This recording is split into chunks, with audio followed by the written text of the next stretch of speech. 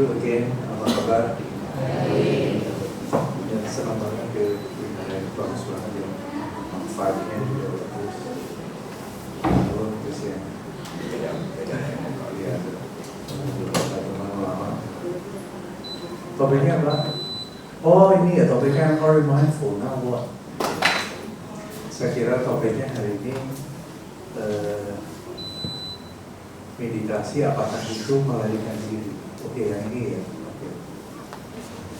Oke. Ini topik yang cukup menarik soalnya, ya. Jadi mungkin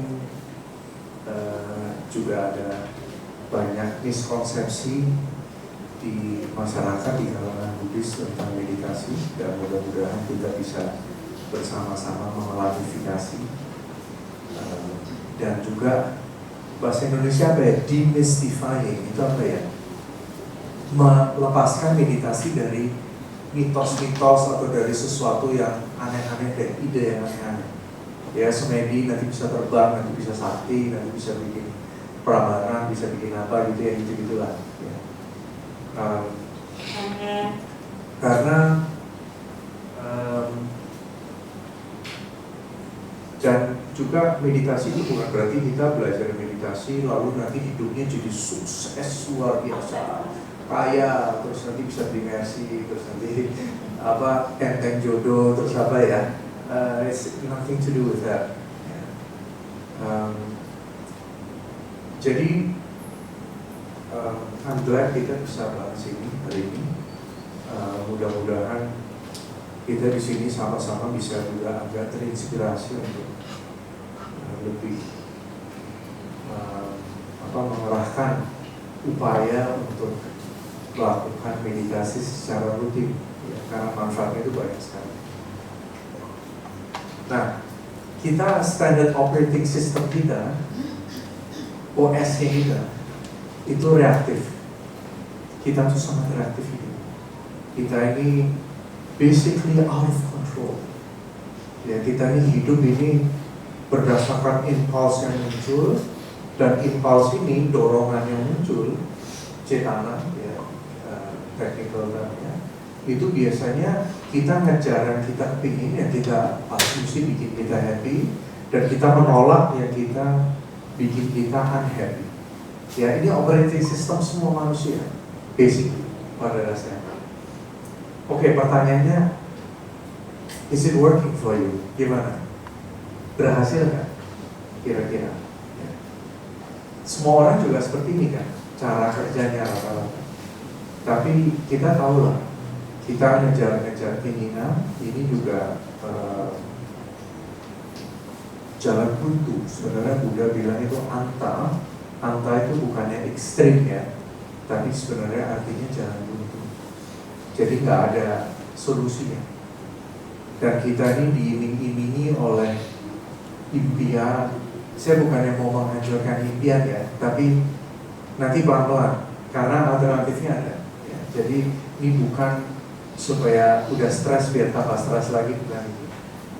Dan Buddha juga nggak pernah ngajar tentang duka itu supaya kita tambah duka lagi, gitu ya. Bukan seperti itu. Tapi justru untuk bisa mengatasi, menanggulangi masalah hidup, basically.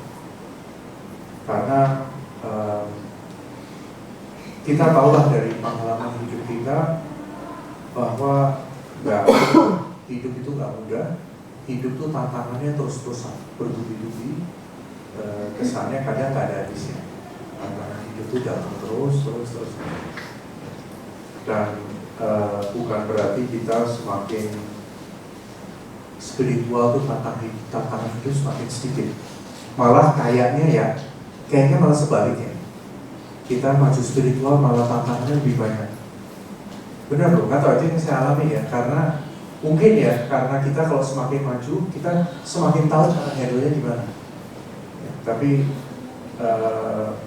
nggak ada shortcut, nggak ada jalan pintas. Ya, nggak ada disulap tiba-tiba semuanya beres gitu, itu nggak seperti itu. Jadi meditasi ini sebenarnya meditasi kata itu juga kurang pas, tapi karena sudah diabsorb oleh masyarakat dan kita mikirnya meditasi itu artinya duduk seperti ini, ya mungkin seperti ini, atau naik ke atas tangannya kayak itu Rexona, nggak masalah. Karena sebenarnya samadhi, ya, kata samadhi bahasa Indonesia itu samadhi itu adalah suatu keadaan pikiran atau keadaan kesadaran kita yang memiliki ciri-ciri tertentu. Jadi kita ini biasanya ciri kita sehari-hari itu biasanya kreatif dan berkelana kemana-mana, nggak bisa diam fokus, dan atau loyo ngantuk kayak habis makan nasi di restoran Padang nambah 3 kali. Jadi pikiran kita kayak gitu. Biasanya kita defaultnya seperti itu, kita nggak efisien. Nah sekarang gini ya, badan itu bisa dilatih. Yang tadinya nggak bisa lari 5 km, pelan-pelan it doesn't take long, bisa lari 5 km itu no big deal. Ya itu nggak terlalu susah sebenarnya.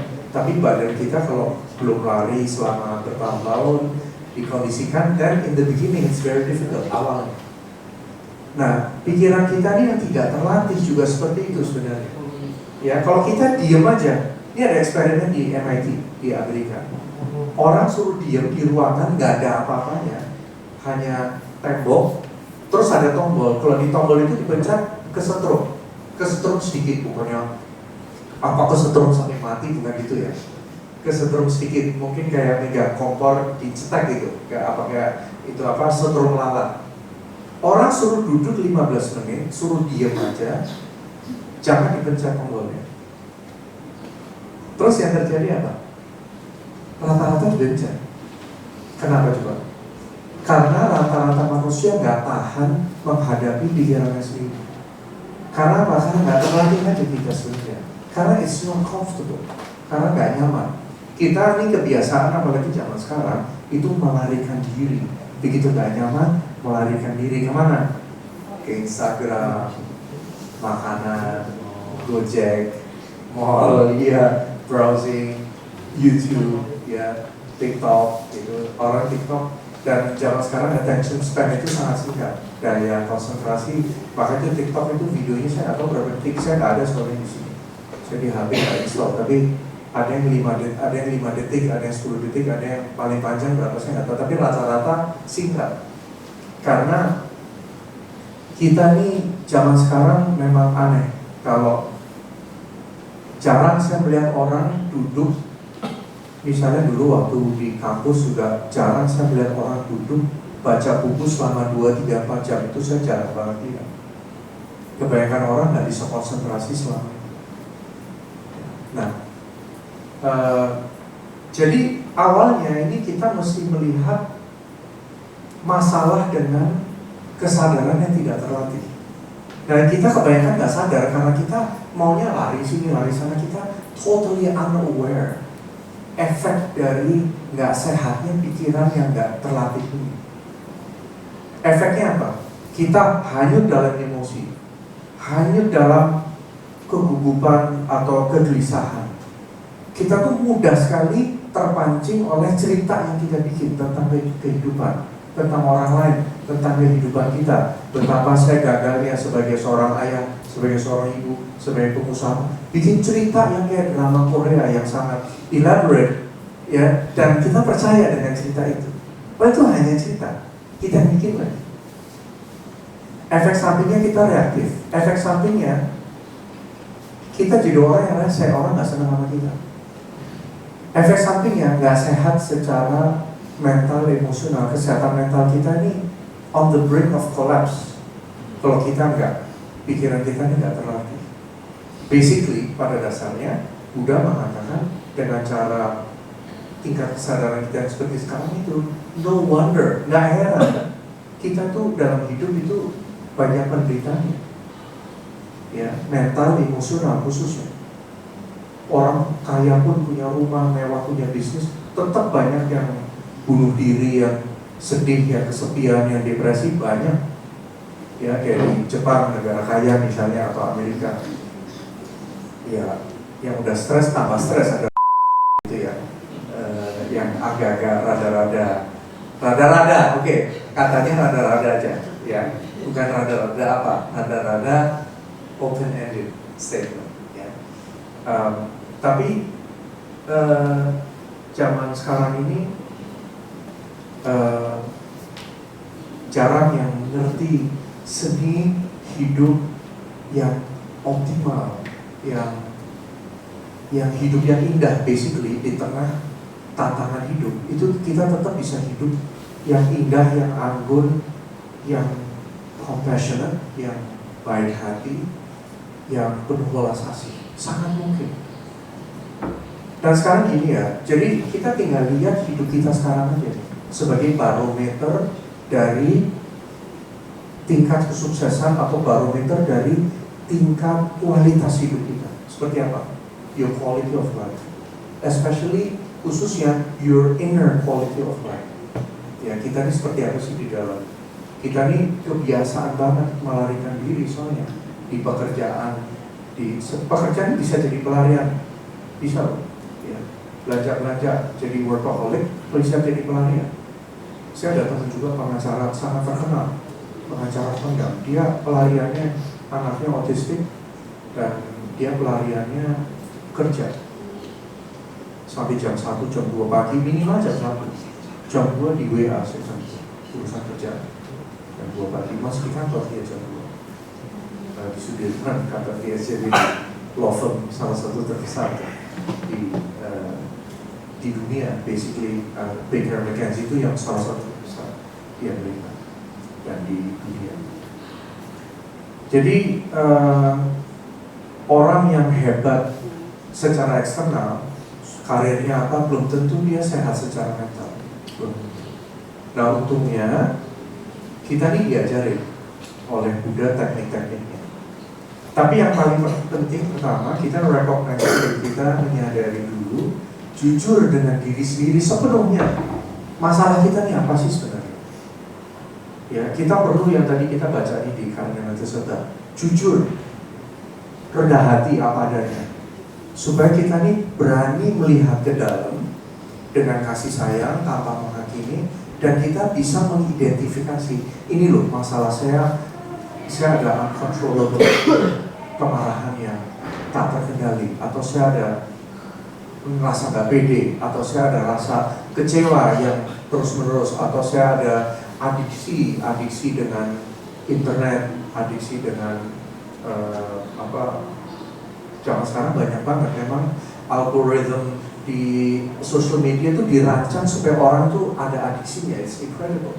Itu sebenarnya, dan saya baru diceritakan minggu lalu, kayak judol, satu lagi apa, pinjol ya, kalau ojol enggak ya. Itu kayak yang di mall apa sih, itu main arena, main anak-anak tuh apa namanya? Apa namanya? Fun World Tanzul ya, Tanzul. Itu sebenarnya anak udah ditanam dengan bibit judol. Saya baru diceritain, itu menang dapat tiket ya. Terus ini bisa ditukar, bisa main lagi, atau bisa dapat barang. Unbelievable. Itu memang gak ada tulisan IDR-nya atau USD-nya, gak ada. Tapi itu sama aja. Itu sangat damaging loh, saya sampai kaget loh. Karena saya gak pernah main ke tempat-tempat itu, saya gak ngerti. Ya. Saya pernah dulu naik kapal, ngajak orang tua saya jalan-jalan dari Singapura terus ke mana sih waktu itu ya, Malaysia terus ke Phuket gitu, short trip, Superstar Virgo, kapal raksasa, ternyata tuh kapal judi ya. Jadi itu di lantai berapa tuh, 1.500 meter berapa, semuanya tuh judi. Nah saya baru tahu itu, saya kira tuh kapal ini buat jalan-jalan, ternyata tuh kapal judi. Waktu harganya agak murah, disubsidi. Dan malam-malam itu habis makan malam sama orang tua, saya ke kamar, saya lihat ada nenek-nenek di depan itu, namanya apa sih, jackpot ya, begini.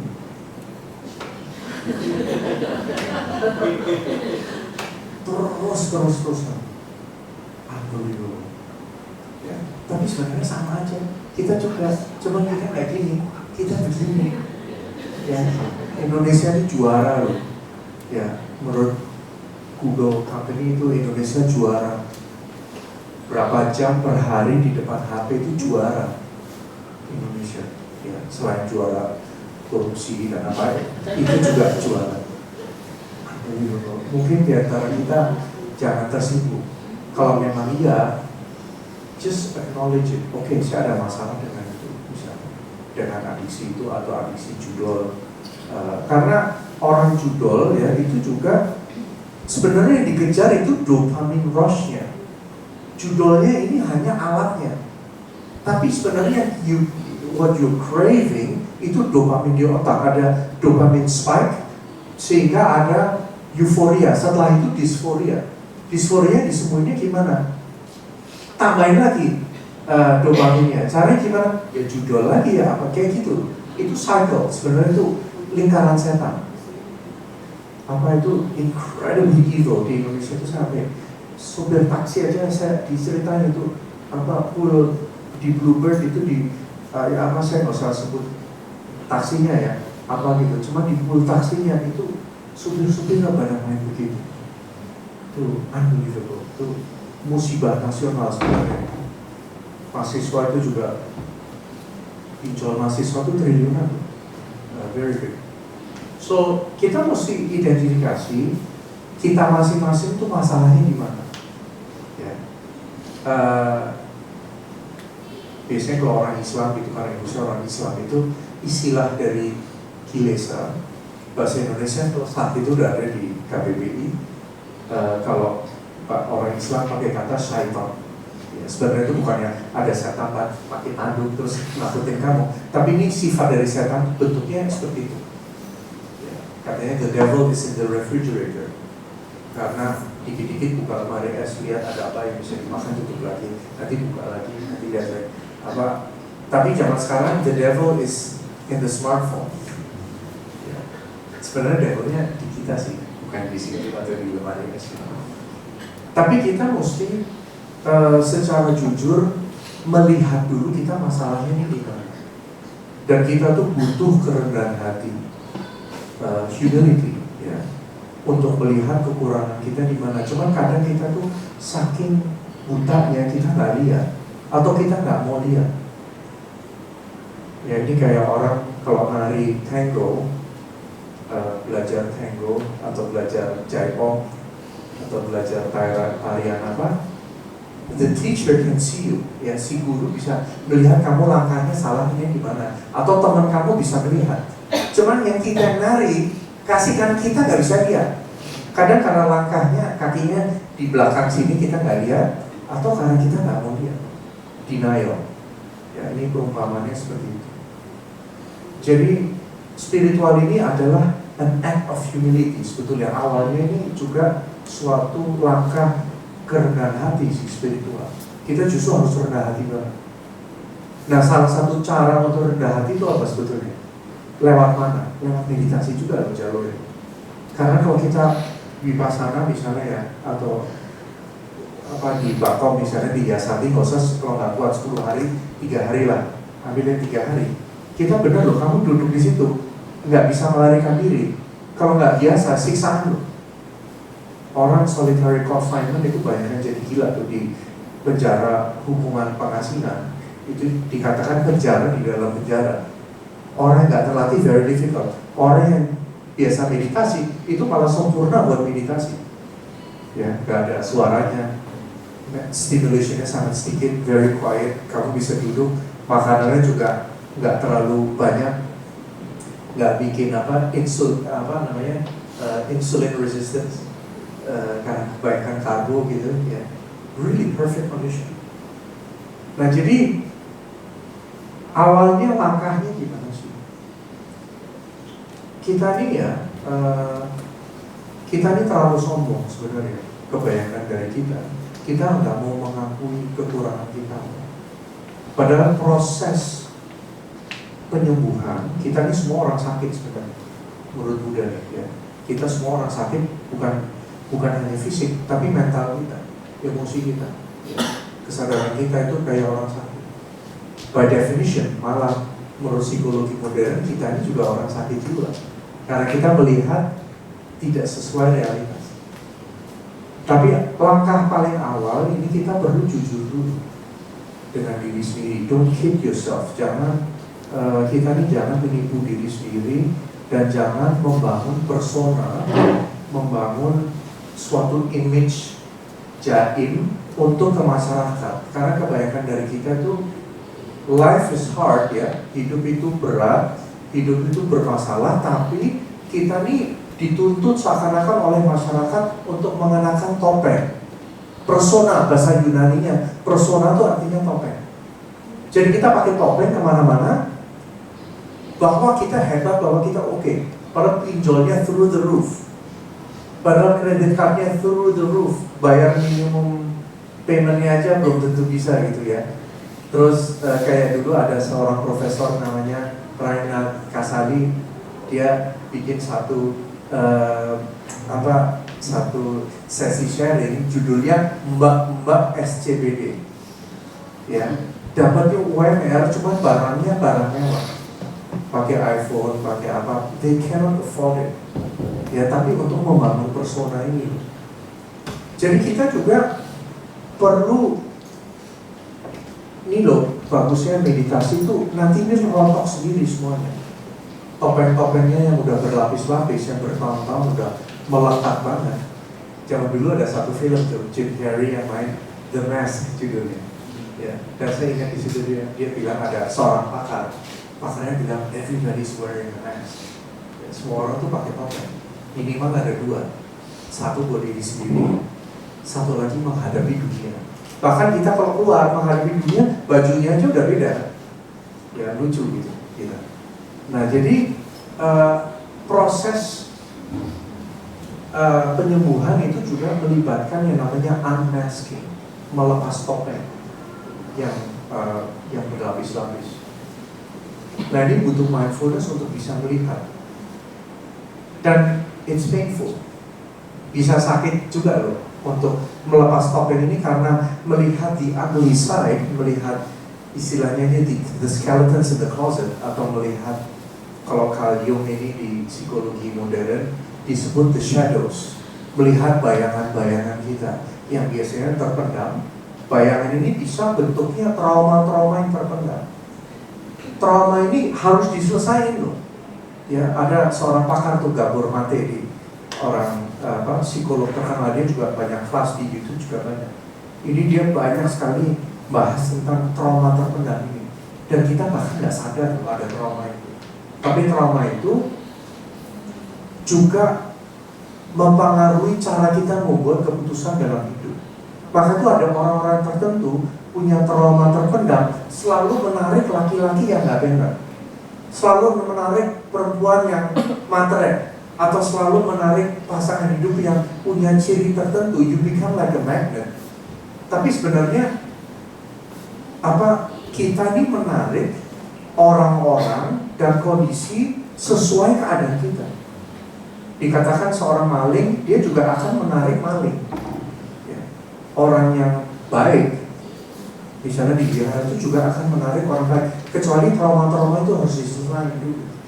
Nah kita ini baru bisa ada clarity, kejelasan, kejernihan pikiran, kalau pikiran kita ini dilatih, kesadaran kita dilatih lewat meditasi, proses meditasi.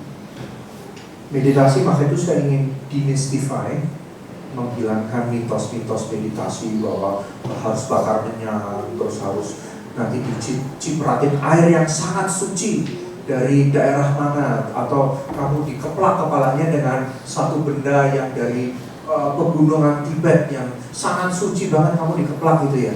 Yang gitu-gitu ya boleh-boleh aja sih, kamu dikeplak di sabet atau apa gitu ya. Saya waktu itu pernah lihat tuh sama Bante di Wihara Ekayana, dikasih air sama sapu lidi. Bantenya bingung, ini suruh apa? Tolong Bante kita bingung, ini saya suruh apa? Tolong dicipratin pakai ini, pengunjungnya dicipratin air. Bantenya sampai senyum, are you sure? Gitu ya. Terus itu sapu lidinya gede, dimasukin serot, jadi bukan kecil, serot sampai orang ada yang air gini sampai Kayak gitu, ya sampai dia kecipratan air banyak banget. Buddha jelas mengatakan, gak ada air suci yang bisa menghapuskan kamu dari karma-karma. Mau cipratin air Gangga, air kali Ciliwung, air Soulmate River, apa itu Soulmate River tahu ya? Kali jodoh. Bahasa Inggrisnya keren ya, Soulmate River. Ya. Bahasa Indonesia kali jodoh. It doesn't work yang gitu-gitu udahlah. Ya kalau mau ya nggak apa-apa ke Gunung Kidul apa, kamu bantu orang-orang di situ mereka dapat duit. Ya, tapi it won't help yang gitu-gitu. Ya, mungkin it makes you feel a little better. Ya, tapi itu yang gitu-gitu enggak lah. Ya, forget it. Nah meditasi ini teknologi sebenarnya. Meditasi itu teknologi yang udah ada bahkan sebelum zamannya Buddha udah ada. Waktu Buddha hidup di India sekitar 2500 tahun yang lalu, itu sudah matang sekali India. India lagi maju sekali sebagai masyarakat, sebagai kerajaan. India tuh kayaknya bukan main. Ya, nggak tahu zaman dulu mungkin orang India juga udah gini-gini mungkin ya. Dia juga udah ada chapati sama martabak udah ada kali. Tapi dia dulu sangat maju masyarakat. Kita bisa lihat dari teks-teks Buddhis, dari teks Vedanta, dari teks Ayurveda itu sangat maju. Kedokteran juga dikatakan, Chinese kedokteran juga sebenarnya awalnya dari Ayurvedic tradition juga gitu ya. Tapi India tuh maju dan kaya sekali, very wealthy. Jadi kalau zaman sekarang dibilang orang terkaya di dunia sekarang siapa? Katanya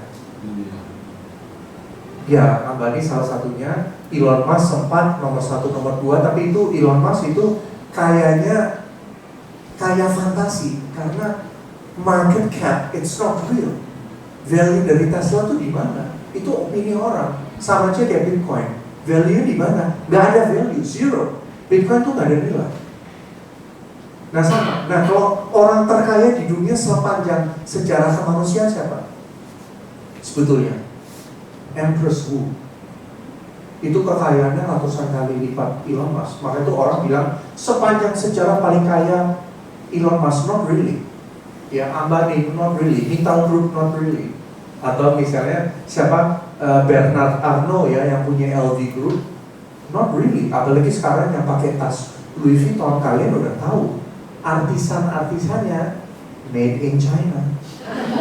Ya tas yang puluhan ribu dolar yang katanya dilatih berapa 10 tahun supaya bikin jahitan gagak tasnya, itu dilatihnya minimal 4,5 tahun. Kamal, tukang sol sepatu saya juga bisa kok.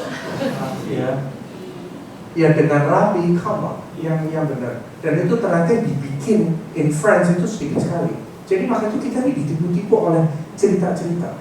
Nah, meditasi itu reality check. Kita ini sebenarnya punya kesempatan untuk to really look, untuk benar-benar melihat dengan tajam, dengan ketajaman pikiran, tanpa diembel-embel cerita-cerita. Meditasi is an amazing technology. Ini warisan dari ajaran Buddha yang luar biasa sekali. Di India bahkan misalnya di Hindu traditions itu juga meditasinya sangat maju, bisa sampai ke jana segala loh sebetulnya. Ya. Even di Jesuit Christian juga punya tradisi itu Islam pun Sufism itu juga ada.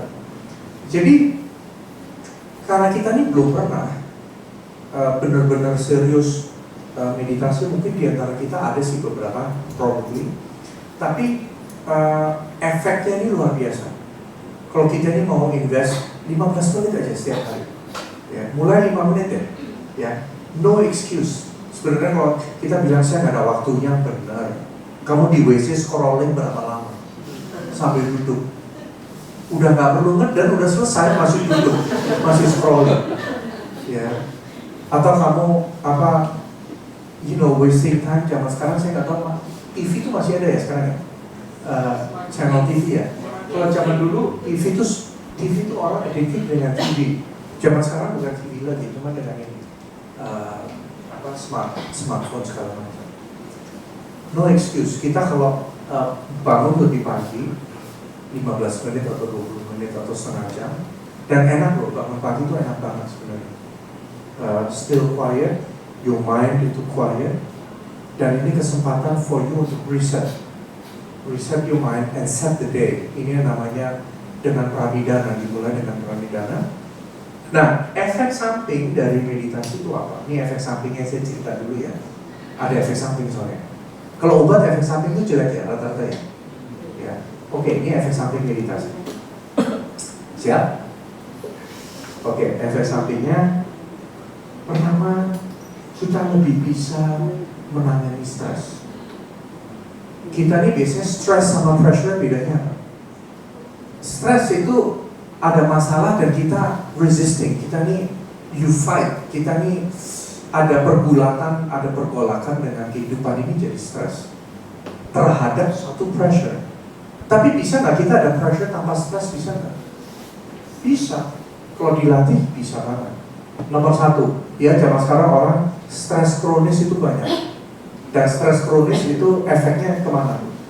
Asam lambung terus-terusan, badan jadi asam, akhirnya jadi apa? Jadi kanker.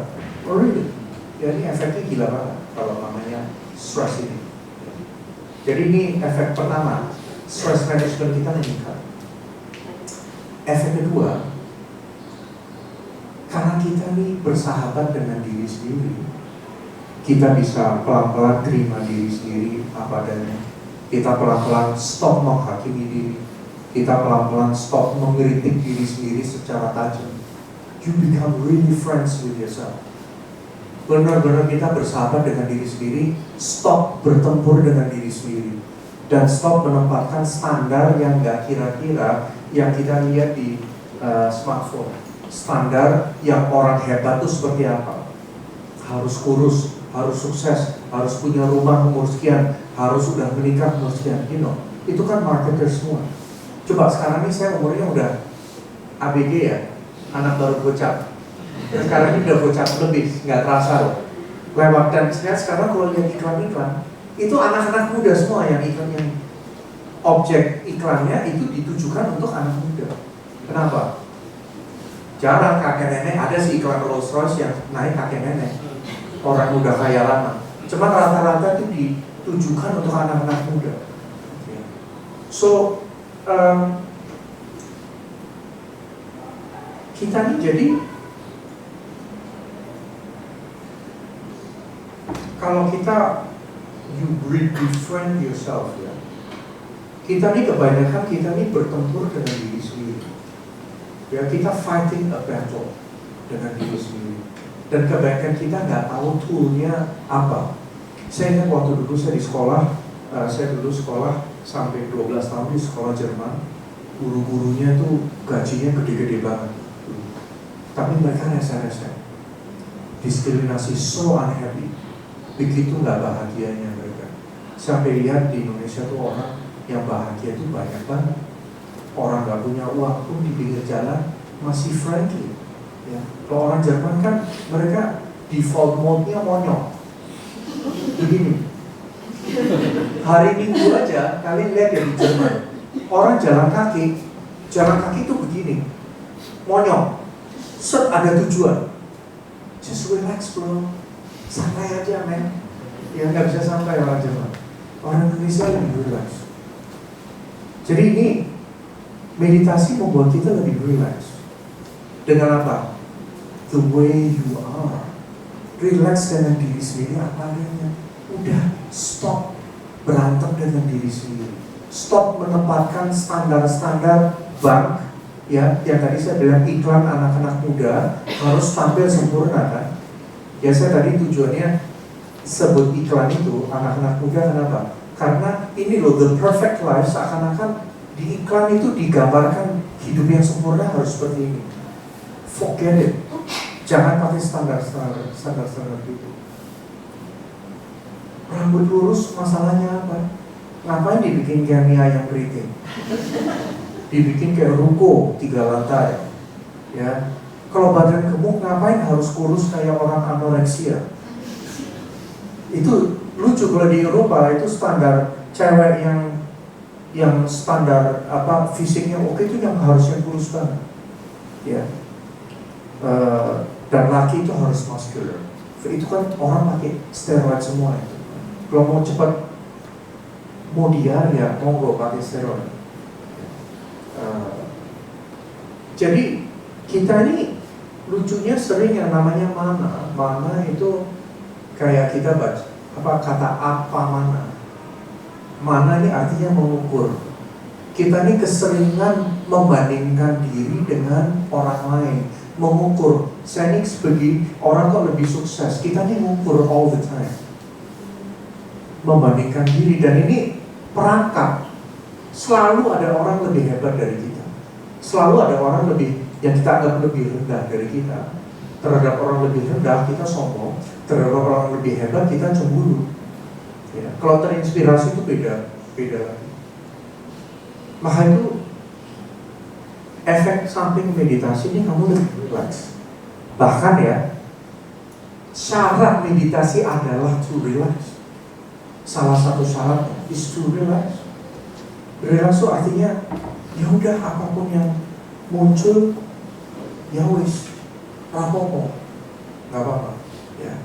Ingat ya, ini mantra yang sangat dahsyat. Mantranya apa? It's okay. Itu mantranya, it's okay. Ada kemarahan muncul, kamu bilang it's okay. Ada rasa nggak pede muncul, kamu bilang it's okay. I'm working on it. Ya, saya waktu itu beli t-shirt, ibu saya beli saya t-shirt dari bukan Nike, New Balance atau apa. Tulisannya working on it. Ya, working on it. It's okay, I'm working. Ya, jadi kita ini tolong diingat ya, kita ini memang pengalaman unik sebagai manusia. Kita tuh dilahirkan dengan banyak ketidaksempurnaan. Dan tugas kita tuh bukan menyembunyikan ketidaksempurnaan itu. Bukan hanya dengan make up, ya, blemish, anti-aging. Come on, forget it. Mana ada anti-aging? Saya ingat dulu, saya nganterin kakak saya dulu sih, zaman dulu itu masih senang banget kayak ke salon, terus ke facial gitu ya. Jadi saya waktu itu nganterin long time ago. Terus 2 jam ini di facial, 2 jam tuh gak tahu disemprot apa, dilulurin minyak tanah, terus dikasih kayak cairan kayak got gitu sih, saya nggak tahu tuh apa gitu ya, dilumurin. Setelah 2 jam keluar, wajahnya gimana? Lebih halus dikit banget, ya. Tapi you know what I realize? Kamu di sana mau tambah muda, ngabisin waktu 2 jam, artinya apa? Kamu tambah tua 2 jam. Itu ironinya, tambah tua 2 jam. Tapi it's okay, dia untuk relax dan orangnya making money nggak? Sharing jadinya sharing. Jadi kita ini belajar menerima diri apa adanya. Tolong bukan terima ya, tapi smile. Karena spiritual ini hubungannya sangat erat dengan terima apa adanya. Benar loh, sangat erat. Meditasi hubungannya sangat erat dengan menerima. Kalau kita bilang menerima diri apa adanya, it's okay. Tapi sebenarnya karena itu kita akan tahu itu bukan aku, bukan diri. Kemarahan itu bukan diri. Jadi kalau kita bilang menerima diri apa adanya, not really. Tapi kata lebih tepatnya, menerima apa adanya. Menerima apapun yang muncul dalam hidup kita. Ikhlas, it is a beautiful word. Ikhlas itu, ya. Ikhlas itu bukan Mercedes-Benz, ikhlas ya. Bukan. Ini ikhlas, bukannya ikhlas. Dulu soalnya supir saya, waktu ayah saya masih sehat dulu, papa saya kan suka bilang ke supir saya, hari ini pakai ikhlas. Terus supir saya bilang ke saya, Tuhan maksudnya apa ya? Ikhlas, saya kok nggak paham. Ternyata Mercedes ikhlas. Jadi kita lebih ikhlas, ya. Dan kira-kira kilesa ini hilangnya apa?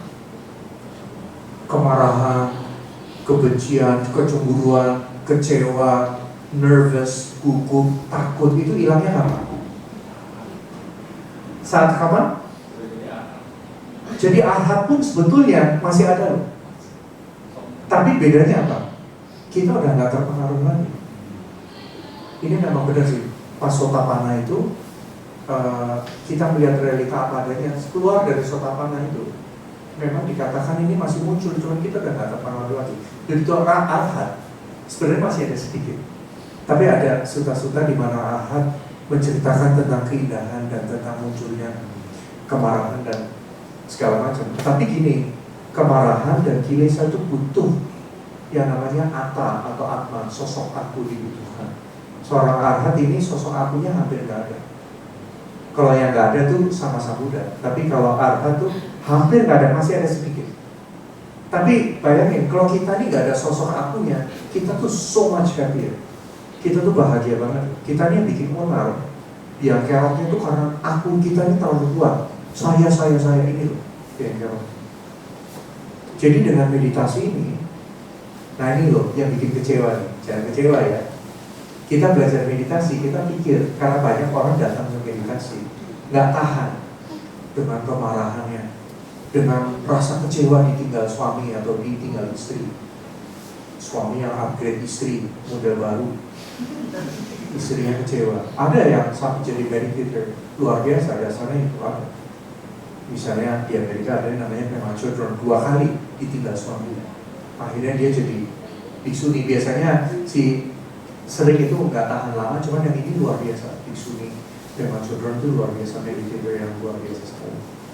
Jadi kita nih belajar untuk melihat apa adanya yang muncul, dan ini nggak akan hilang for a long time.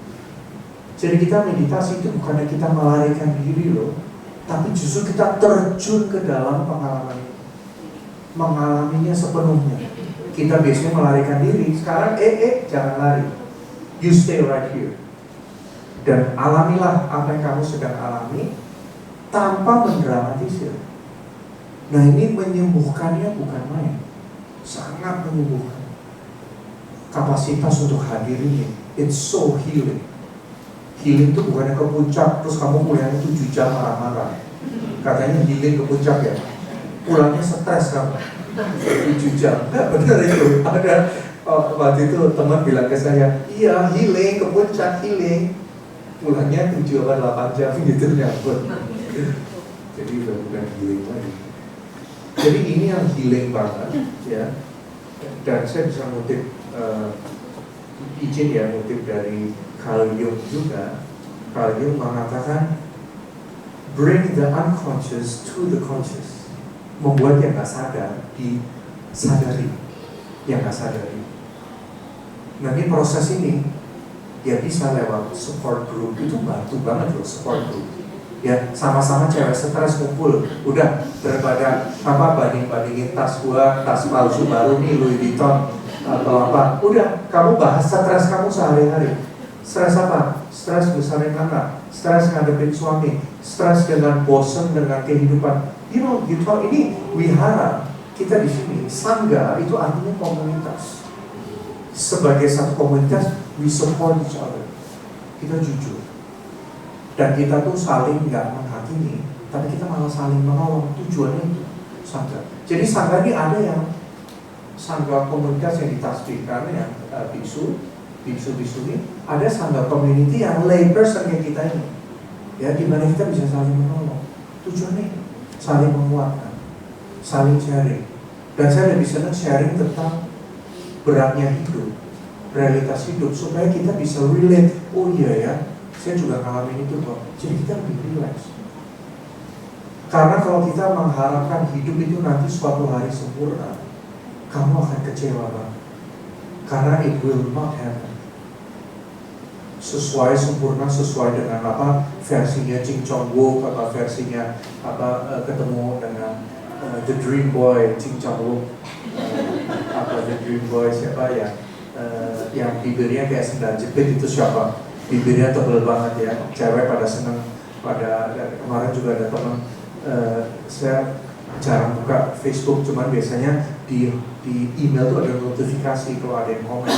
Ini anak wihara komentar tentang anak wihara benar-benar dari tekun. komentar tentang saya nggak tahu salah satu artis Korea itu apa begitu memikatnya ya kali ya iklan Korea gitu ya, wah yang dibikin ini ya dibikin kayak apa itu dulu di rumah suka ada tahu apa sih namanya itu teng tahu apa itu kembang tahu kan, itu kulitnya kayak kembang tahu itu.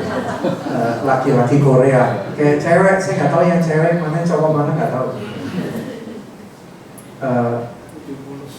Jadi itu ya, learn to relax.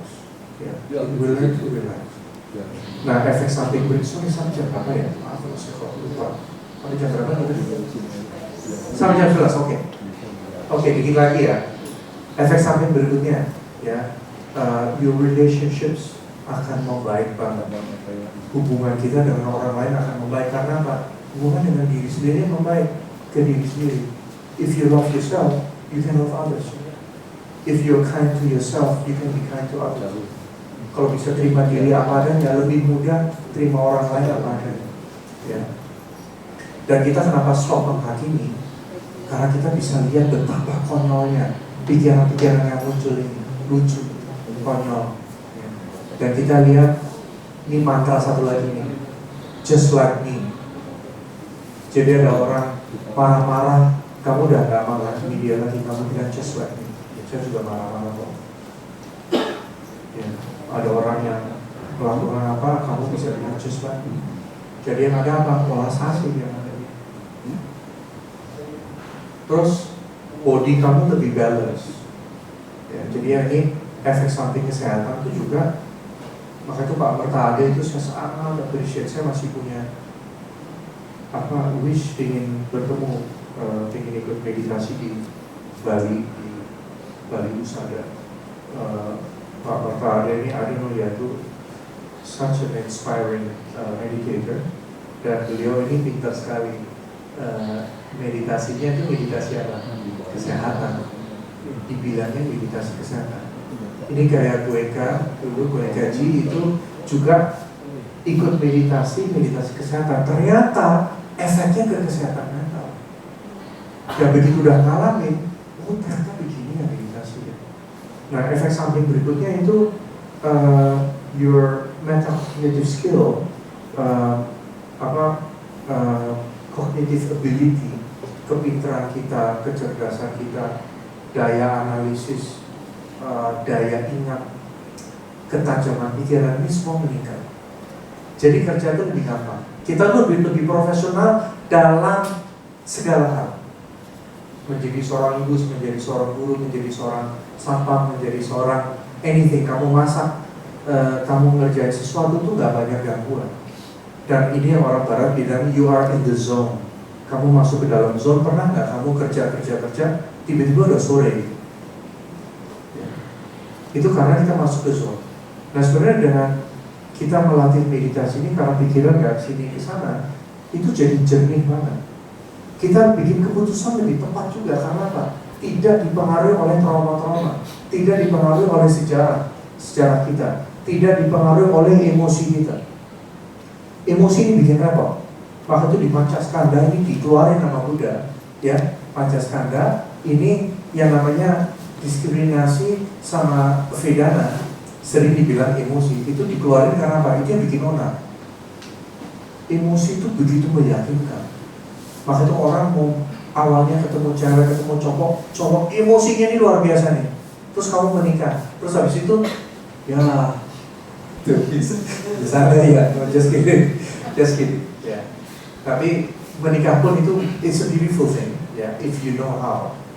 Ya, kalau kita mesti belajar cara besarin anak, juga mesti belajar cara menjaga relationship, it can be very beautiful. Ya, saya nggak anti pernikahan sama sekali, nggak boleh kan. Ya, walaupun saya suka joking. Ya, 4 cincin tahu ya, engagement ring, terus wedding ring, terus enduring, terus suffering. Menderita berapa tahun itu. Maka itu pernikahan lebih banyak yang bercerai daripada yang bertahan ini kalau di negara barat. Dan anyway, butuh keterampilan. Nah ini jadi kita belajar samadhi ini itu keterampilan hidup yang skalanya yang top banget sebenarnya. Sebenarnya keterampilan hidup Buddha itu ngajarin kita apa? Keterampilan hidup. Jadi kita hidupnya berantakan yang amburadul, sekarang ini lebih teratur. Dengan sendirinya lebih teratur. Prioritas kita lebih teratur. Kita lebih jeli melihat apa yang penting, yang nggak penting, lebih jeli bikin keputusan. Teman saya ada tuh yang beli barang dari China tuh ya, dispenser nggak pakai botol dispenser. Good idea kan? Dia beli itu 2 kontainer, nggak laku sama sekali. Ternyata lupa dipelajarin 1.500 watt. Jadi dia kayak lemari es, bikin es buku dilelehin, bikin es buku dilelehin. Jadi dibandingin botol aqua di Indonesia tuh air berlimpah. Mungkin kalau di Saudi Arabia mungkin laku lah ya. Di sana bensin lebih murah daripada air kalau di Saudi Arabia. Di sana masuk akal, jualnya di sana aja gitu teman saya. Saya bilang kamu jual di Saudi Arabia, di ship ke sana. Nah itu sampai nggak laku sama sekali. Karena bikin keputusannya nggak melihat secara jeli. Ini apalagi in business ya, orang yang punya bisnis sendiri, you have to be very sharp dan unbiased.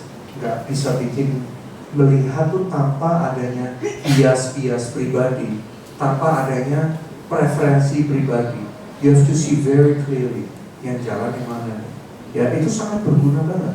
Waktu kita belajar meditasi ini, so many effects, ya efeknya banyak. Dan belajar itu jadi nikmat banget. Kalau meditasi itu belajar itu so enjoyable. Dan kamu kerja itu kayak katanya orang barat attention span itu cuma 45 menit sampai 1 jam. Oh really? Not really. Kalau kamu meditasi ya, kamu 12 hours straight, no problem at all. Ya, ini nggak usah meditasi kalau dibagi sama 10 tingkat ya, itu nggak usah sampai tingkat ke 5, 6, 7 lah. Tingkat ketiga aja itu udah luar biasa sekali, udah berguna banget. Tingkat ketiga itu bisa konsentrasi 3 menit. Even that is so useful. Ya. Jadi maka itu kalau ditanya, I'm already mindful, now what? Sebenarnya pertanyaannya agak lucu. Ya, gua ini udah mindful, jadi apaan? Gua suruh apa? Itu maksud saya gitu kan. Ya, biar lucu-lucuan, biar keren. Tapi justru orang yang nanya, saya ini udah mindful, saya udah meditasi, terus gua suruh apa? Tahu nggak jawabannya apa? It's a wrong question. It's a wrong title. Cuma saya sengaja taruh title ini. Ya. Karena orang yang mindful nggak mungkin dia nanya ini, nggak mungkin. Karena kalau kita udah mindful, terus kita suruh apa? Anything, apa aja tuh lebih bisa.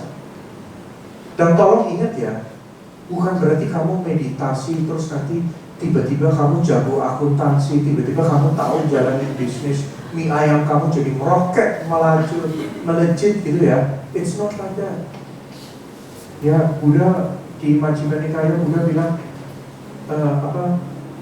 whatever is beneficial, by all means do it with all your heart. Ya, ini di Bhikkhu Buddhi menerjemahkannya seperti itu. Jadi Buddha bilang apapun yang bermanfaat, lakukanlah tanpa ragu-ragu dengan segenap hati. It's beautiful. Jadi artinya kalau kita ini udah belajar lebih sharp your mind, itu nanti apapun tuh jadi lebih mudah sebenarnya, kita lebih optimal, lebih efisien mengerjakan. Ini teknologi amazing banget karena ini jarang dibahas. Dan kalau saya kembali ke yang sebelumnya itu di sekolah Jerman yang banyak sekali orang unhappy guru-gurunya, sebenarnya mereka harus belajar meditasi. Apalagi di profesi yang jadi guru gitu ya, atau jadi counselor, atau jadi psikologis, atau psikologis atau psikoterapis, meditasi itu akan membantu sekali dalam profesi kalian. Orang itu tidak lebih banyak itu nggak mendengarkan kata-kata kita, tapi mereka ingatnya apa? How they feel. Ya, ini yang bikin mereka ingat. Dan kalau kita ini bisa sepenuhnya bisa belajar lebih mindful ya, orang akan lebih appreciate. Oke, secara singkat ya, sebelum kalau mau ada Q&A atau ada diskusi singkat itu ya, kalau boleh. Apa sih ciri-ciri kita, ini juga jarang dibahas, biasanya kalau kita ikut meditasi, udah lu duduk meditasi sekarang, terus udah gitu. Tapi jarang diajarin, dibahas tentang sikap-sikap yang dibutuhkan. Nah, ini saya ingin ngutip dari Jon Kabat-Zinn. Dia mempopulerkan meditasi lebih dari 50 tahun lalu. Dia profesor di MIT. Jon Kabat-Zinn ini orang Yahudi, cuma dia bukan Yahudi yang pro gimana Israel atau bukan ya. He's just a teacher, meditation teacher, yang amazing meditation teacher. Salah satu bukunya ini segini nih, Wherever You Go There You Are, judulnya seperti itu. Beliau tuh mengajarkan ada beberapa, kadang diajarin 7 sikap, kadang diajarin 9 sikap. Jadi sikapnya ini apa yang akan membantu kita dalam meditasi. Ya, nomor 1, sabar. Ya, sabarlah. Kita nih kebiasaan apa-apa pengen cepat, maka itu TikTok juga maunya cepat-cepat, Indomie juga instan, terus ke McD juga instan, apa-apa maunya quick, fast food, apa-apa yang harus cepat. Meditasi nggak ada seperti itu. Kamu makin, kok dari tadi nggak ada hasil gitu, kamu makan tambah stres gitu. Ya, just relax, be patient. Ya, biasanya kita diajarin suruh bersabar dengan orang lain, bersabarlah dengan diri sendiri. Really, bersabarlah dengan diri sendiri. Dan meditasi itu bukan yang linear, makin lama makin meningkat gitu, enggak. Meditasi itu naik turun, naik turun, naik turun. Ya, kadang kamu bisa marah lagi, bisa apa? Of course, ya. Jadi bersabarlah, ya, bersabarlah. Ya. Shanti itu bukan artinya sabar dalam arti kata menunggu. Ya, Shanti itu artinya tahan banting, ketahanan. Jadi kita tahan mengalami kesulitan hidup, kita nggak marah. That's real patience, itu sebenarnya. Ya. Lalu kedua itu letting go, let go. Jangan dicengkram, jangan kita ngotot kata seharusnya begini, harusnya kan gini. Itu ada lagunya dari siapa dulu? Yang sekarang udah sakit keras, penyanyi terkenal Titanic itu siapa? Celine Dion. Yeah, that's her, Celine Dion. Dia ada lagu judulnya Would Have, Should Have, Could Have. Yeah. I should have done this. Harusnya saya dulu nggak menikahnya dengan cinta ini SMA saya. Forget it, kamu udah menikah dengan orang lain sekarang. Dan lagi pula itu kamu menikah dengan fantasi kamu. Kamu tahunya dari mana? Menikah dengan Ching Chong Wook nanti pasti happy. Belum tentu juga. Siapa tahu dia bunuh diri. Bisa aja loh. Ya ada tuh yang dari Korea tuh orang bunuh diri kan. Bintang film atau apa, saya nggak ngikutin sih. Ibu saya ngikutin yang kayak gitu. Jadi ibu saya sering keep me up to date dengan latest drakor news, ya, breaking news, drakor news. Nah, so jadi itu kedua. Lalu juga yang penting sekali itu yang namanya acceptance, ya. Yang tadi kita udah bahas ya, acceptance. Kita datang ke meditasi sebaiknya jangan pakai ekspektasi. Karena kalau kita ekspektasi harus ada, kembali ke situ lagi, harus ada hasil, harus gini, harus gitu. Just relax, just do it. Dan meditasi itu naik turun. Kalau kita lagi meditasi marah banget tuh meditasi sukses. Sukses kan? Kalau kamu aware dengan kemarahan kamu, very good meditation. Apa meditasi itu semua? Nyuwun sewu, wajahnya kayak Buddha. Hah? Apa harus begitu? Senyum. Ya, kayak iklan meditasi kan begitu kan? Ya. Belum tentu. Makanya Buddha di bawah pohon Bodhi ngalamin apa? 3 cewek jagongan, terus apa lagi? Ditembak, tombak segala macam. Apa benar itu ditombak? Itu apa kira-kira? Itu kemarahannya. 3 cewek jagongan apa? Nafsunya. Itu tetap muncul itu semua. Ini pas sebelum pengubahan, sebelum jadi Buddha. Apalagi kita. Ya, jadi, relax, accept, ya, smile, terima, Apapun yang muncul di meditasi terima. Jangan kamu diusir, dipendam. Ya, meditasi harus tenang. Ya, terus nanti habis meditasi kamu juga harus salutasinya harus yang begini.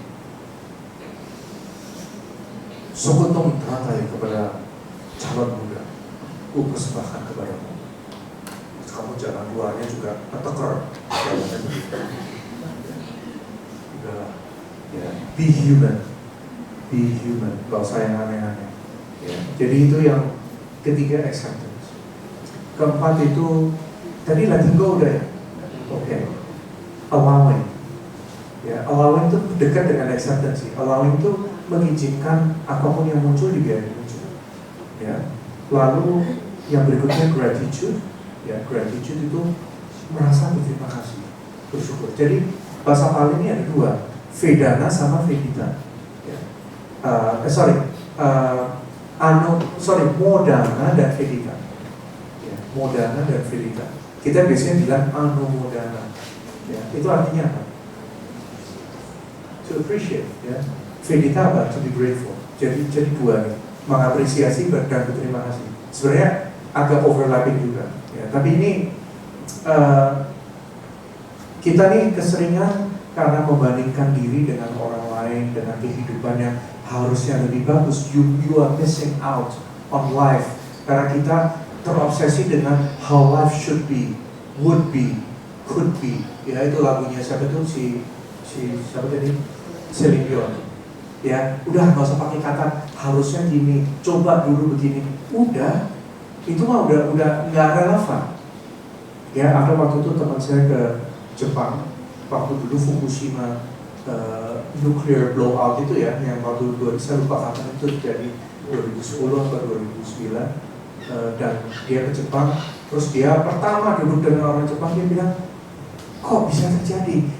Terus gimana? How do you feel? Terus orang Jepangnya tahu nggak bilang apa? Udah, yang udah lama udah lewat, udah ke depannya sekarang gimana? Kita juga mesti gitu, jangan nyangkut di masa lampau, diulang-ulang lampau. Ya. Jadi jangan kayak don't wallow in the past, ya, jangan nyangkut di masa lampau yang udah lewat, nggak ada gunanya sama sekali. Jadi yang penting udah kesalahan telah diperbuat, ya udah sekarang kamu bisa apa? Ini yang namanya pratipaksa, ya. Obat penawarnya apa? Kalau dulu kamu biasa bunuhin kucing, ya udah sekarang kamu nyelamatin kucing. Gitu. Ya dulu kamu suka kucing goreng gitu misalnya, ya. Sekarang kamu nyelamatin kucing. Ya dulu kamu suka bohong, ya udah sekarang yang jujur. Dulu kamu suka kulit, ya udah sekarang pratipasanya obat penawarnya kamu bermurah hati. Jadi meditasi memang tidak bisa dipisahkan dari suatu lifestyle yang mendukung kebajikan, mendukung meditasi, yaitu apa? Hidup dengan yang penuh kebajikan. Ini penting banget. Jadi kalau kita hidupnya itu misalnya ya masih ada 1.000 orang, terus masih nipu pemerintah, terus komisi di sana, komisi di sini, korupsi gitu ya. Kayak anggota DPR mau belajar meditasi, very difficult. Tidak mungkin. Karena dipikirin apa nanti? Wah, nasi bungkusnya apa? Udah pakai ikan sepat kemahalan, ikan hiu aja lah. Ya, ikan hiunya juga kalau bisa udah 3 hari nggak apa-apa, udah basi. Ya, nggak mungkin bisa. Kita nggak bisa meditasi kalau pikiran kita masih mau nyakitin orang lain. Ya, nggak bisa. Jadi kita memang butuh yang namanya sila samadhi. Banyak sila dulu nih dasarnya. Hidup yang a good life, hidup yang baik, yang peduli, yang you help people dalam kehidupan ini. Dan ini nanti masuk ke meditasinya jauh lebih natural. Kalau kita masuk ke meditasi masih halangannya banyak, itu karena apa? Of course, kita nggak pernah meditasi, ya pasti halangannya banyak. Ya, ada 8 halangan. Ya, kita nggak usah ke situ dulu terlalu teknikal, tapi ada 5 halangan dan 8 solusi. The 5 problems and the 8 antidotes, istilahnya. Ya. Oke, jadi selain itu letting go, terus yang namanya beginner's mind. Beginner's mind. Beginner's mind itu artinya, kalian ingat gak pertama kali makan coklat? Biasanya pertama kali itu paling enak gak? makan soto ayam Pak Kumis yang terkenal enak untuk pertama kalinya. Kalau di supermarket atau di mall ada cicipan, biasanya kalau udah beli, bedanya lebih enak apa lebih nggak enak? Nyicip kenapa lebih enak? Karena kecuali orang nyicip, sambil nyicip udah ngeliat coklat yang berikutnya, mau ngambil lagi.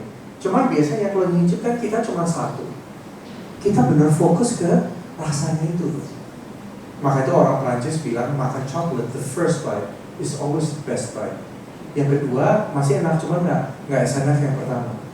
Nah itu beginner's mind. Beginner's mind itu artinya kita ada rasa keingintahuan, curiosity, tanpa terlalu membandingkan atau tanpa memberi judgment atau tanpa mengevaluasi, tapi hanya mengalami apa yang dialami. Ini menyembuhkan sekali. Misalnya gini ya, kita ada kemarahan nih. Misalnya di sini ada yang problemnya kemarahan. What do you do about it? Sebelum maki-maki orang dan nyalain orang tua dan nyalain apa ya, and destroy your own health.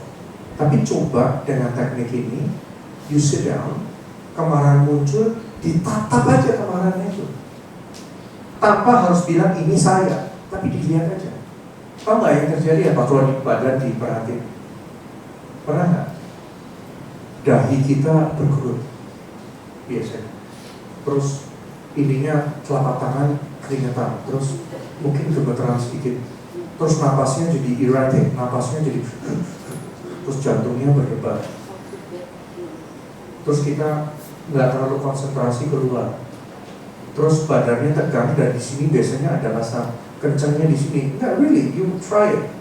Ini kita disarming, menonaktifkan bom kemarahan ini dengan kita membawa atensi ke seluruh badan kita. Ini menarik banget dan ternyata apa? Oh, gini doang kemarahan. Kemarahan yang bikin repot tau nggak apa? Ceritanya setelah muncul energi kemarahan ini ada cerita, dia kurang ajar, ini gara-gara dia, ini jadi gua begini. Ini yang bikin repot. Tapi kalau kita punya melatih kapasitas untuk hanya melihat kemarahan itu, kemarahannya udah kamu nggak jadi tukang sate, dikipas-kipasin marahnya, tambah marah lagi. No, really, it's amazing technique. Ya grup, makanya tadi ya grup, kayak ada grup ini tuh nolong. Tapi menurut survei di Amerika, meditasi itu lebih nolong lagi, lebih bantu lagi. Karena setidaknya kalau kita cerita sama orang, paling nggak yang di dalam benar-benar udah mulai kita berani mengakui. Pertama. Kedua, genggaman yang kencang banget saya marah gimana, begitu kamu cerita ke orang, genggamannya mulai lepas, kamu mulai relax.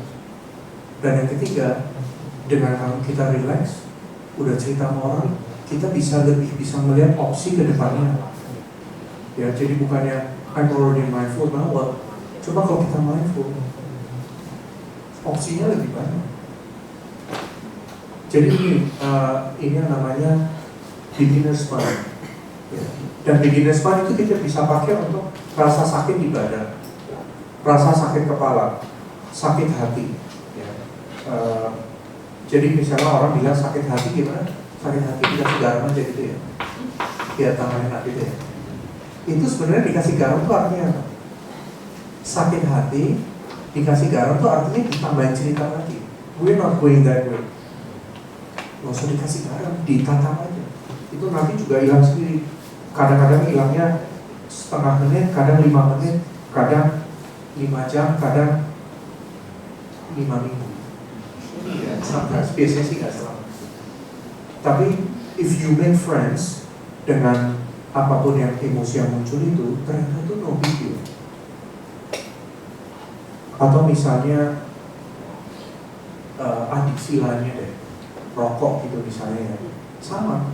Kalau kita lihat cravingnya itu yang muncul, itu ya hanya craving aja, yang repotnya reaksinya ini. Tapi just the craving, itu sebenarnya no big deal. Atau misalnya orang yang sering banget ngejar cewek gitu ya, misalnya.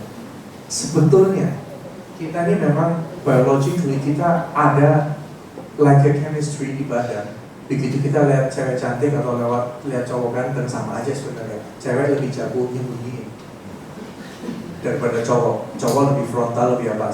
Same thing basically. Struktur kita hampir sama. Tapi yang repot begitu ini muncul, ada emosi, terus story-nya taking over. Nah itu yang gawat. Emosinya ini biar kayak apa itu lagu-lagu cinta itu urusan cinta, emosinya kan di highlight. Waktu itu kita merasa, yes, I have found the girl of my dreams atau my soulmate atau apa segala macam gitu ya. Itu sebenarnya cerita. Tapi it's nice, kalau ini muncul, asal you don't act on it, hanya dilihat, itu langsung di diffuse. Jadi misalnya ada orang adiksi dengan cewek itu, dengan gonta-ganti cewek apa, sebenarnya solusinya itu aja. Ini universal healing dengan meditasi ini benar-benar amazing. Dan kita ya pada akhirnya Sila sama Dipanya untuk kehidupan pun akan sangat membantu. Tapi pada akhirnya yang Bapak bilang, kita menerobos yang namanya sistem infrastruktur samsara itu, cara berpikir samsara, cara salah lihat samsara, ini didobrak semuanya, ditembus. Itu mau nggak mau lewat meditasi. Jalurnya lewat situ.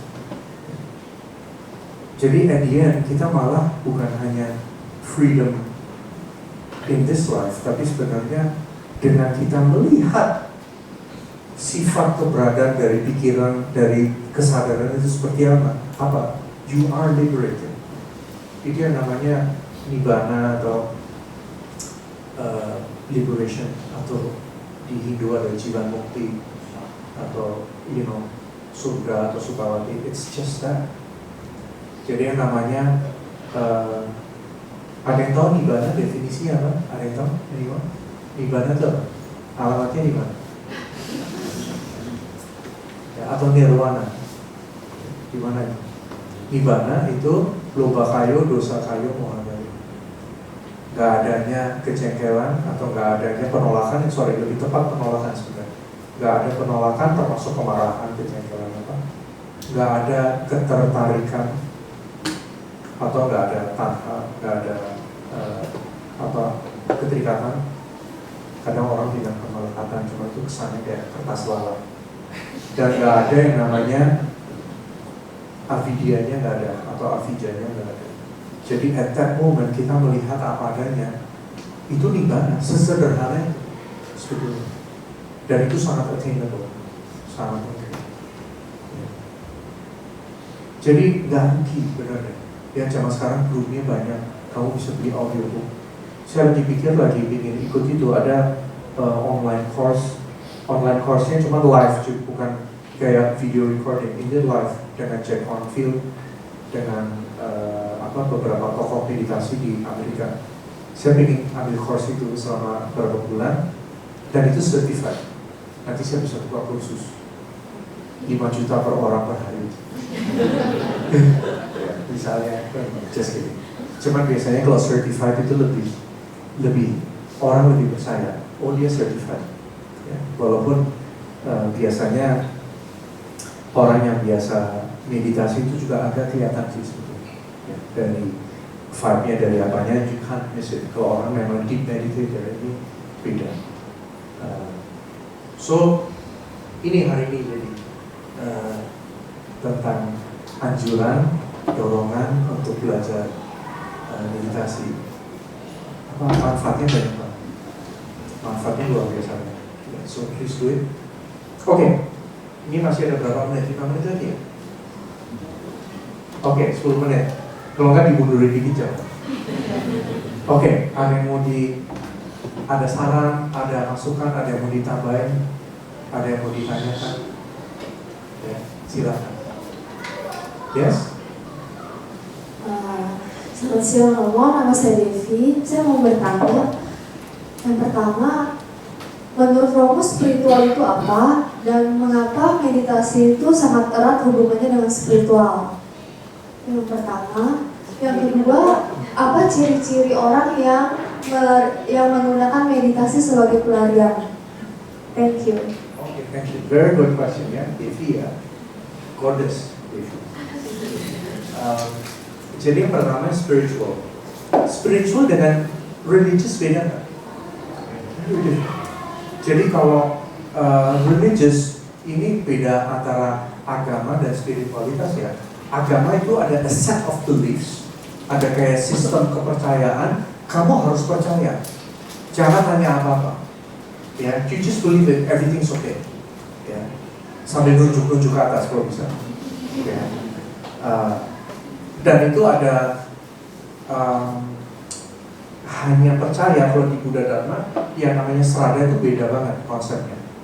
Tapi kita tuh butuh sekali critical thinking dan juga yang kita tadi baca juga ya ehipasiko, jadi kita ngalamin sendiri. Nah, yang namanya, I'm not saying bahwa religious, orang yang religious tuh gak bisa maju secara spiritual, bisa. Tapi semoga semakin maju religiousness-nya dia, semoga semakin kelihatan bahwa itu banyak ceritanya. Saya juga banyak teman loh yang cerdas banget. Akhirnya agama sulit diterima dan akhirnya dia pahamnya apa? Itu diucapkan oleh orang yang pertama atau oleh nabinya atau apa, itu tujuannya menolong manusia. Cuman at the end, you don't really need it. Dan saya setuju sekali, ini ada satu pengacara juga, dia bilang dia bukannya ateis, dia agnostik. Agnostik itu artinya dia nggak langsung percaya, dia put it on the shelf. Dia bilang selama saya belum ada bukti, I put it on the shelf, saya wait and see dulu. That's a good attitude. Ya. Nah, yang namanya spiritual, spiritualitas itu hubungannya sebenarnya dengan meningkatkan kapasitas kita sebagai manusia. Kapasitas, dan ini hubungannya di istilah Yunani itu eudaimonia, itu human flourishing, mencapai tingkat kapasitas atau potensi tertinggi kita sebagai manusia. Ini jalannya ini lewat spiritual, and you don't have to believe in anything. Nggak harus percaya, walaupun untuk orang-orang tertentu bahkan percaya ke Buddha pun itu juga bisa bantu loh. Tapi nantinya kita udah nggak perlu lagi, tapi digunakan sebagai alat, that's good. Ya, karena ada orang yang senangnya doa, senang di depan Buddha begini, senang. That's great. And saya juga ada benih-benih seperti itu. Makanya waktu saya ke Macau waktu itu, bukan untuk judol ya, Macau itu ada patung Buddha, patung Kuan Im di Kuan Im, bagus banget. Saya waktu itu sama ayah saya nanya, ini patung apa? And I couldn't answer. Saya mau nangis, nggak tahu kenapa. Cuma saya merasa sangat dekat sekali dengan sosok Kuan Im itu. Walaupun saya tahu itu sacred sosok itu, tapi it's okay, karena itu it's very useful. Maka itu kalau orang butuh namanya Tuhan itu kebaikan, that's great, nggak apa-apa. Tapi at the end, pasti saya paham sekali kenapa Rocky Gerung itu mengusulkan ada fakultas ateisme di UI. Saya paham banget. Karena sistem agama, sistem kepercayaan begitu subject to analysis, begitu dianalisis secara tajam, ini nggak bisa bertahan. Simple mind itu cocok dengan, I shouldn't say simple mind, tapi orang tuh tingkatnya tuh macam-macam. Untuk yang sederhana ini memang cocok seperti itu. Kenapa Buddha Dharma misalnya di Indonesia atau di dunia itu nggak begitu laku? Kenapa? Minoritas lah. Karena apa? Secara karma, you need extraordinary karma, perlu karma baik yang luar biasa untuk ketemu Buddha Dharma. Really, kita pakai itu jangan take for granted. Kita anggap ini mah biasa. Enggak, it's very rare. Sangat susah jadi manusia ini, susahnya bukan main. Ketemu Buddha Dharma lebih susah lagi. Praktekin Buddha Dharma apalagi lebih susah lagi. Jadi Buddha Dharma itu sophistication-nya luar biasa. Dan itu levelnya ada banyak. Sebenarnya Buddha Dharma aspeknya ada aspek spiritualnya, ada aspek psikologinya, ada aspek kayak ritualnya, ada juga aspek itu. Tapi at the end, tujuan dari spiritualitas ini adalah untuk melihat kenyataan sesungguhnya itu seperti apa sih. Untuk menembus kenyataan, untuk menembus kaput dari pikiran-pikiran yang asumsi macam-macam, kita rumus, lihat kenyataan itu apa sih sebenarnya. Dan itu nggak usah pergi jauh-jauh ke Borobudur atau jauh-jauh ke Israel apa kemana. It's right here, right here. Tapi kita butuh toolnya untuk memilah-milah, untuk lihat dengan jelas. And I really like your question. Melarikan diri itu apa sih sebenarnya? Cirinya itu apa? Ini yang namanya spiritual bypassing. Ya, pernah itu ada seorang tokoh di Amerika, dia coining this term, spiritual bypass. Hati-hati, ada orang yang pakai agama atau pakai, in every religion itu juga ada, untuk kedok atau untuk menampilkan suatu persona tertentu, ya. Atau misalnya ikut, maka itu kita mesti hati-hati. Nah, cirinya apa? Sebenarnya gini sih, ada seorang, waktu itu ada, saya lupa saya baca di mana atau di mana ya. Kalau di Amerika tuh banyak Zen master, meditation master itu lay person, orang umat awam, nggak pakai jubah. Ya. Tapi ada yang mengatakan kalau kamu ingin lihat sikap dari sang guru, tanya ke istrinya aja. Istrinya yang paling tahu dia kayak apa, dia spiritual benar apa enggak. Ya. Nah itu suka ada kontroversi menyangkut agama, apapun itu karena tulisannya masih main. Tapi pakai ini agama, so we have to be very careful. Tapi gini, kita nggak usah passing judgment, nggak usah menghakimi orang-orang lain. Yang penting kita lihat ke dalam kita. Karena kita tuh ada hipokrisinya tuh ada, benar loh. Jaimnya ada. Selama masih ada Atta, ada aku, di situ ada jaimnya. Kita pingin, ini namanya bawa tanah sama wibawa tanah. Bawa tanah ini artinya kita ingin menampilkan sosok tertentu.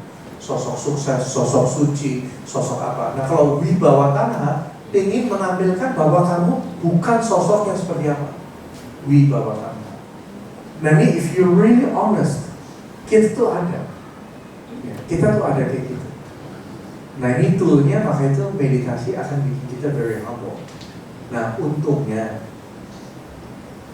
hidup jadi manusia itu finite, ada batasnya, ada kadaluarsanya. Dan untungnya kita tuh ngalamin yang namanya duka. Karena duka itu membuat kita rendah hati.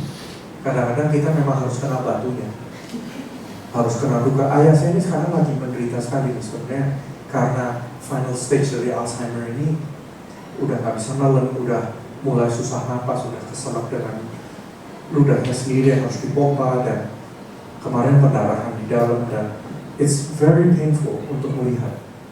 Dan pegawai saya di kantor bilang, oh itu kalau di Islam itu cuci dosa dulu, urusan yang belum selesai diselesaikan dulu. Memang in a way it's true.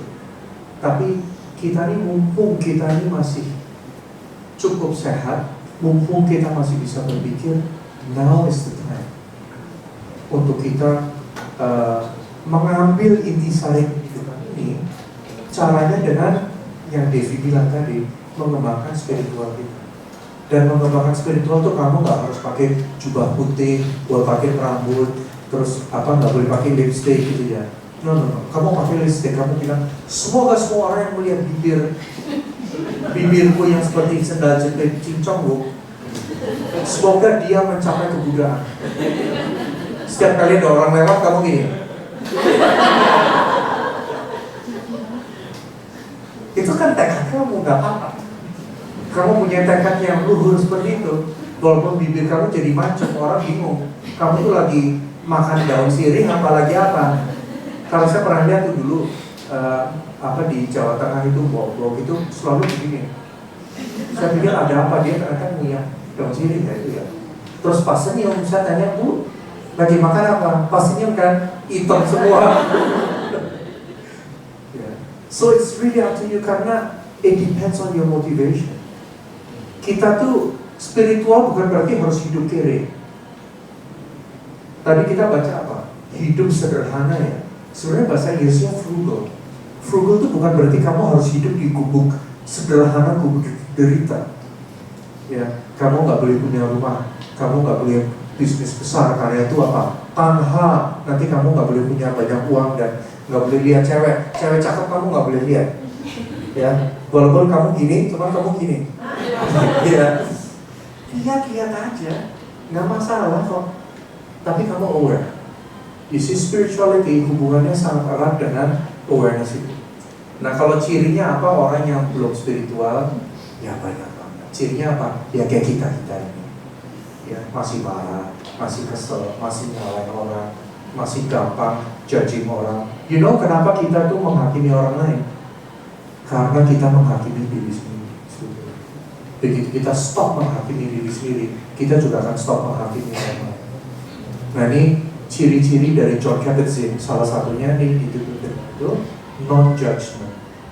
Non-judgment. Jadi kita meditasi, jangan menghakimi diri kalau muncul pikiran yang erotis banget, muncul pikiran yang marah banget.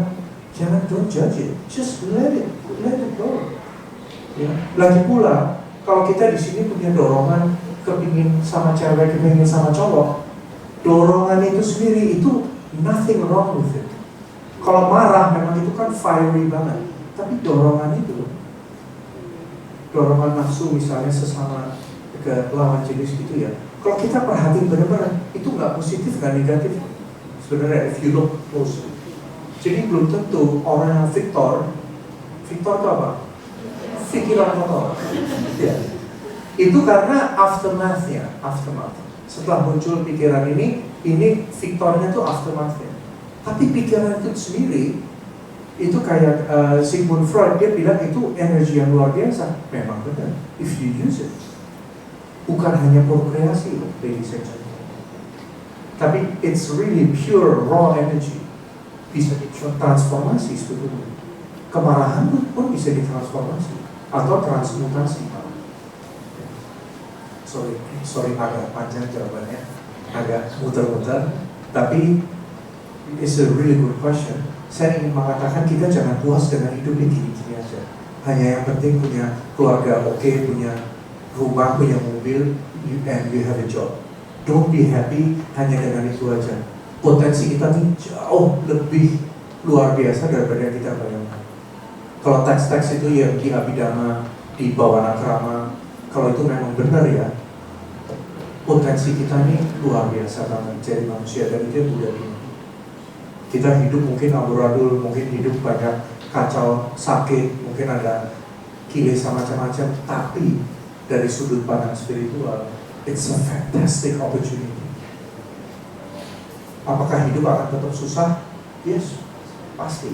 Hidup tetap naik turun, of course. Tapi sekarang kita lebih punya keterampilan untuk menanggulangi naik turunnya kehidupan itu. Kita di sekolah nggak pernah diajarin. Kita di sekolah diajarin apa? 1 tambah 1 2. 1 babi tambah 1 babi apa? 2 babi misalnya.